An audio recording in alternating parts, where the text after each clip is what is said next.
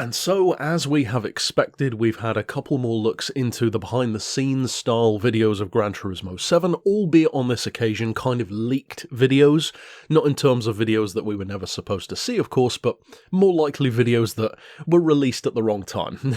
And as a creator on YouTube who's done that a number of times myself, I can definitely say it's an easy mistake to make. Now, in these two videos, they do differ a little bit from the previous ones in terms of not necessarily debuting any radical new cars or circuits, but what they do is twofold.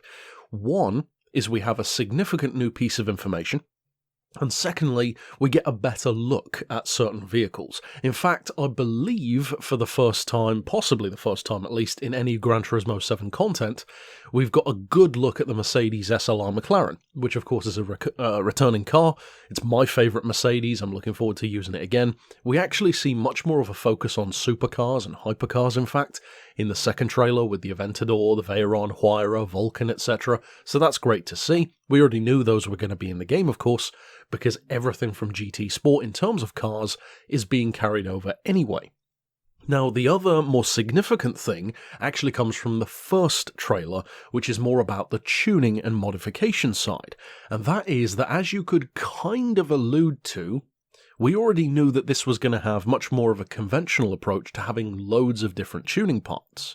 However, we now have more of a clarification that this is actually going to have the most in-depth tuning, the most number of parts that Gran Turismo has ever had, so even more than GT2, GT4, GT6.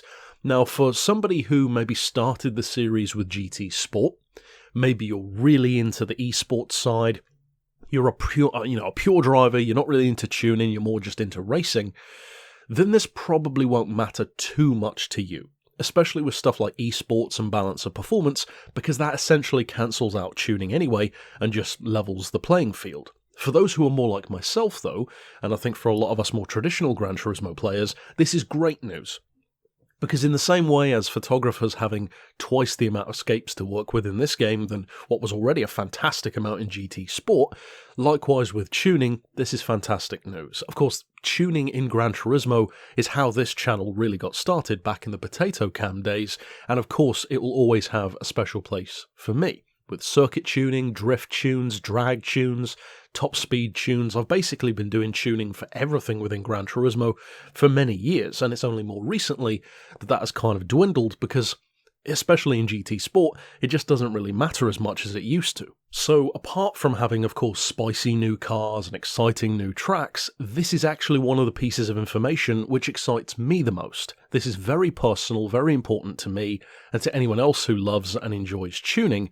And of course, it means that there are going to be tons of tuning videos for GT7, more likely than not, here on the channel, which of course is going to be a lot of fun. I'm really looking forward as well to seeing how the tuning system is going to work, because for those who maybe are new to this channel and haven't watched my other breakdowns for the trailers, well, first of all, of course, I would recommend checking those out, and they're all in a Gran Turismo 7 playlist here on the channel for easy access. But one of the things that I mentioned before is that we've been told by Kaz that the performance point system is reworked in this game, wherein it's not just add a part and it increases the performance points or reduces them if you don't have them. It's actually much more active than that, so that the changes that you make to the car, at least from what he said, have much more of an immediate impact on the PP system. So what that could realistically mean, potentially, and it does depend on how in-depth they're going to go, is maybe even adjusting gear ratios could change your performance points. Now, personally, I don't think it necessarily will go that deep, but that wouldn't necessarily be a bad thing.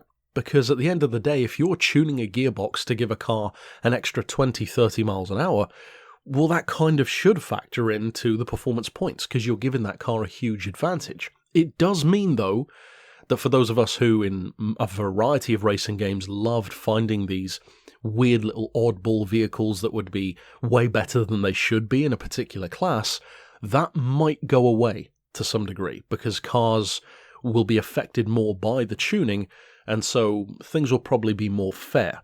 That's not necessarily a bad thing, because that is realistic. 310 mile an hour Alfa Romeos was never realistic anyway, so I'm not necessarily going to disagree with it. I'm just interested to see how it's going to be implemented. So overall, that's it for my thoughts. Tell me yours down below, of course, And until next time, be sure to stick around on the channel because I break down all of the GT7 news and leaks and tidbits that we get as we move ever closer to release. And for those of you who are interested in Forza as well, I do plan to be doing Horizon 5 content in a few days when I download it on the Microsoft Store. But until next time, I'll see you then, and for now, as always, thanks for watching.